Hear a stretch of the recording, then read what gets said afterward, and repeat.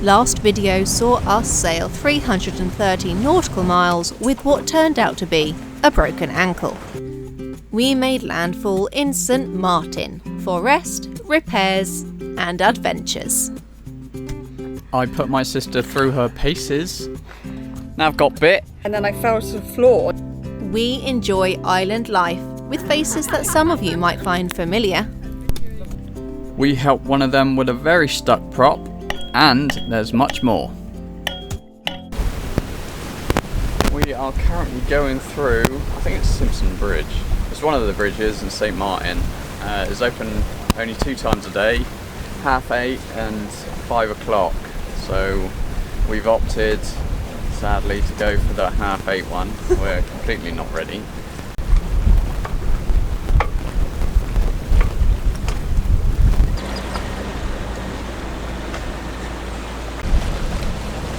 This is our first time doing anything like this, and it's safe to say we are nervous. We've all seen those videos and we don't want to be one of them.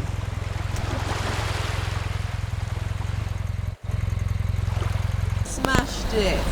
Yeah, straight through. Now just don't run aground. Yeah. The channel here is notorious for being very shallow, and plenty of people run aground, which is likely a rite of passage. Luckily, we skimmed through. This time, anyway. I'm Tony. And I'm Bryony, and we're 2 ordinary people who gave up everything for an extraordinary dream. A military veteran turned sparky and skipper. And a wilderness and offshore medicine nurse specialist.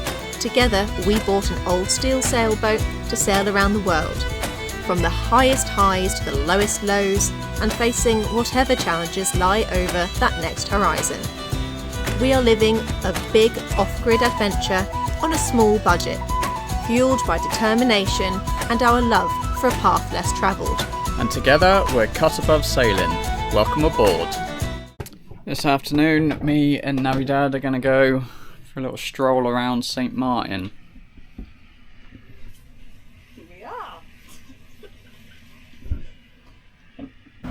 I told her we were going for a little stroll.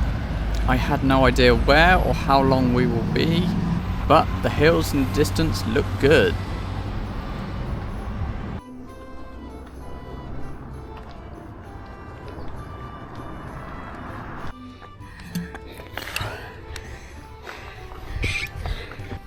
A little bit of an incline.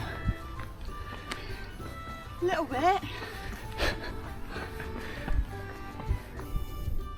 If you're into hills, this one's a pretty good hill. I used to be into hills until I stopped going up them.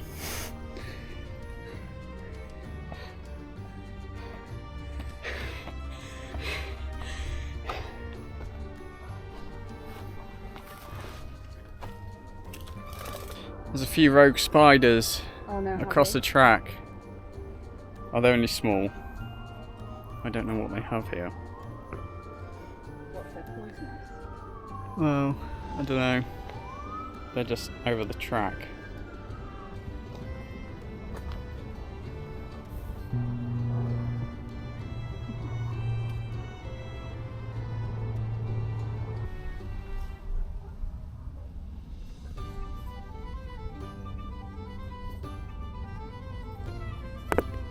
Probably better on that hill.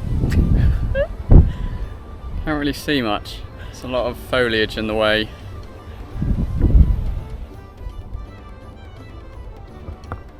Oh well, back down. Yay. That was a bit of an adventure at the end. Now I've got bit. Oh, I don't know what it was, but I had my sunglasses on and I was up like a hill and there wasn't that much foliage, and then I was walking and then I just heard zzz, and then I fell to the floor and then it stayed there, and I think this wasp, I don't know what it looked like. All I heard was zzz near my ear, and then I was like Ann! And then it like stung me, and then I think because my sunglasses there, because I was pushing it on the thing, it ended up like stinging me and staying there for ages, and I was just shaking. I didn't know what the hell was going on, and now I got really badly stung, but I don't think you can see it. No, it looks alright. I pulled out the barb. I live to sell the town because I'm hard as nuts.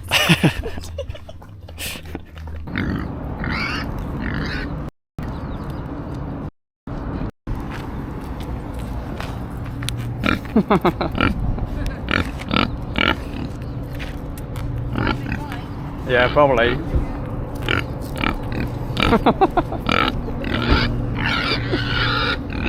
Oi! He wants food. Well, we made it to the beach.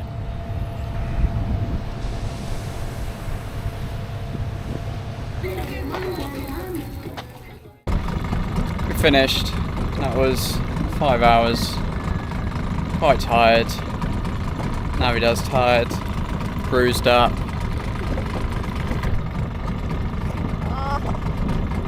Nah, it feels fine now. My legs, I can't feel. They're all shaking. Everything hurts. But it was a great day. The two explorers, after a tough day of hills and animal interactions, got back just before sunset.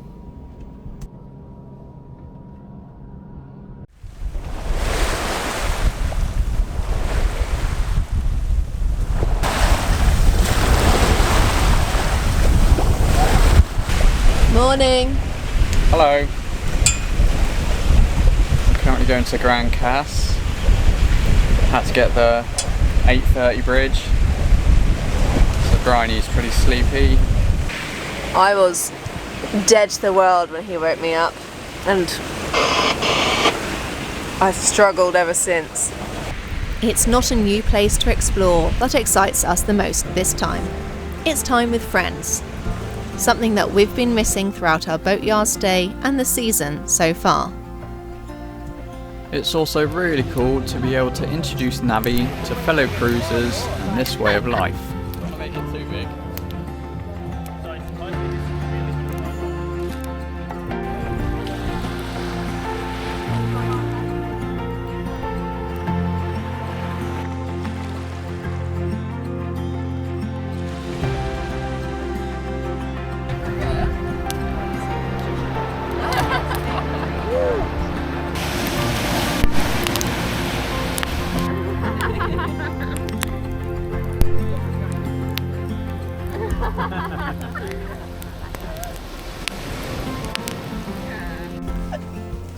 Janae and Jason from Leading the Escapades' cat Lulu came to visit.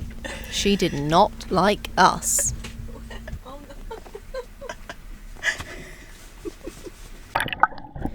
And then we went on a side mission to help out another cruiser, Lauren Landers, who needs no introduction. She needed to get her prop off, but the prop had other ideas, and it wouldn't budge. We came up with a plan. Rigged the lines from the prop around the aft of the boat and up into the cockpit, where we can wrap them around the winches.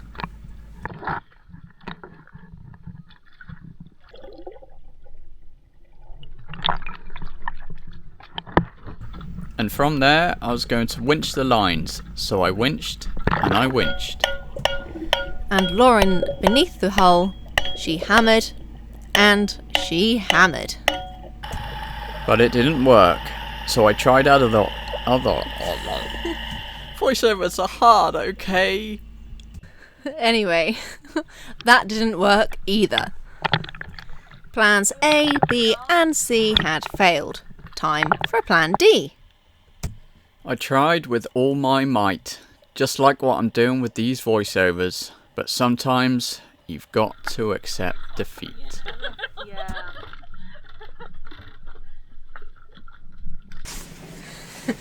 It's been 3 weeks and 6 days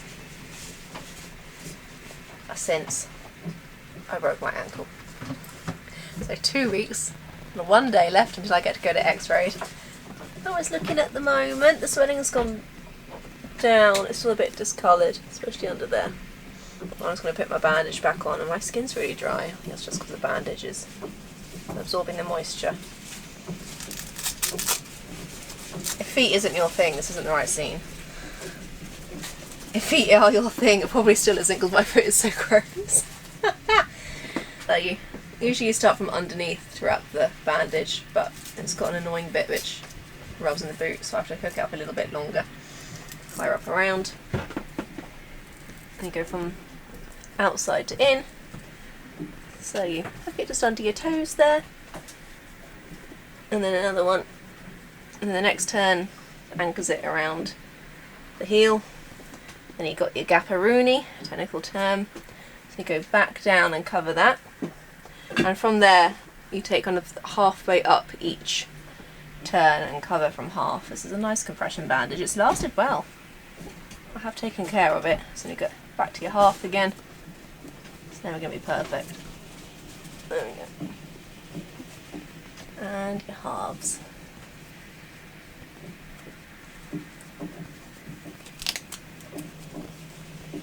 Neat and tidy compression bandage. Done the right way. Tony saved the solar panels. Snap's head. Windy.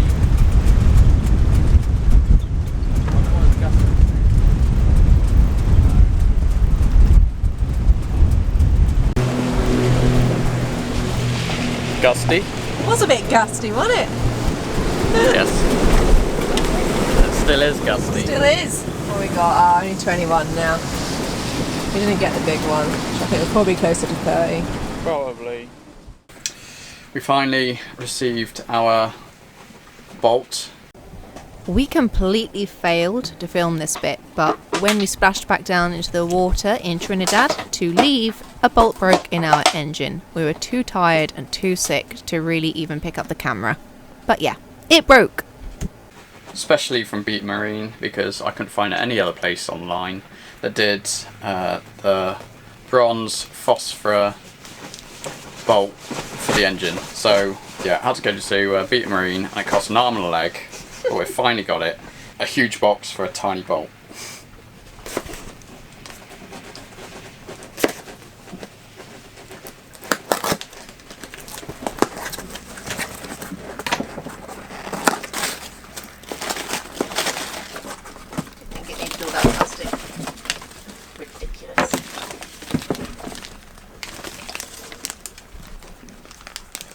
So here you are. Here's the magical bolt. I also brought some washers because I thought, what the hell. So yeah. Splash out. Splash out. Don't mind our crying bank accounts. It's alright. That's a day less on the water in our lifespan. Yeah. That we'll be able to afford. $56. There we go. 56. Oh, Tony, it's a week of our food. More. Yeah. Can't see you, so that's probably a good thing. Can't see the tears. Ugh. I am currently in the process of making pencil anodes for the engine. One of the previous owners left at least one brass plug that's got a thread inside of it, and he left zinc to make anodes. So yeah, this is the first time I'm doing it, but it's pretty simple. And I'm just figuring out if we got any more plugs. So we've got loads of brass plugs, but I don't think they're threaded. Most of these cost quite a bit of money. Well, these cost quite a bit of money, and yeah, it's a shame to chuck the brass threads or brass plugs away. I wonder if I can actually put a thread inside of it. Hopefully save us a few quid, because yeah, these are not cheap, even though they're pretty cheap to make. There is a lot of sawing involved when you don't have a decent saw blade, but after that we went for a much needed snorkel.